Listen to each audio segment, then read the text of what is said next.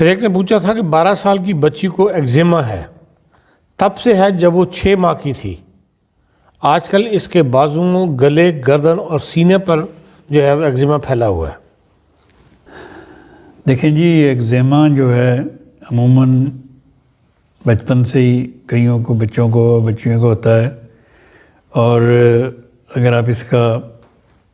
عمومی علاج جو چلتا ہے دنیا میں وہ کرواتے رہیں تو جس سے وقتی طور پہ تو یہ دب جاتا ہے،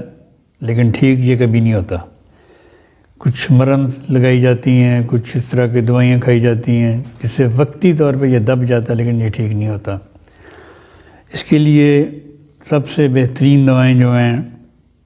جن کا مجھے تجربہ ہے، وہ ہے بیسیلائنم 200 میں، ہفتے میں 1-2 بار دیں، 2 بار دیں، 3 بار دیں۔ اور دوسری دوا ہے کیلشیم کاربونیکم۔ یہ اگر 30 پوٹنسی میں آپ دن میں 3 دفعہ ایسے بچوں کو دیں تو اللہ تعالیٰ کے فضل سے یہ آہستہ آہستہ یہ ایگزیما ٹھیک ہونا شروع ہو جاتا ہے اور شفا ہو جاتی ہے۔ لیکن اگر کسی بچے نے خارش کر کے وہاں سے خون وغیرہ نکالا اور زخم بن گئے ہوں تو اس کو آپ کیلنڈولا مدر ٹنکچر سے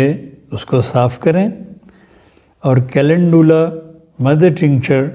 کسی بھی کریم میں ملا کے، کسی سادہ کریم میں ملا کے اس کی مرہم بنا لیں، وہ اوپر لگایا کریں تو اللہ کے فضل سے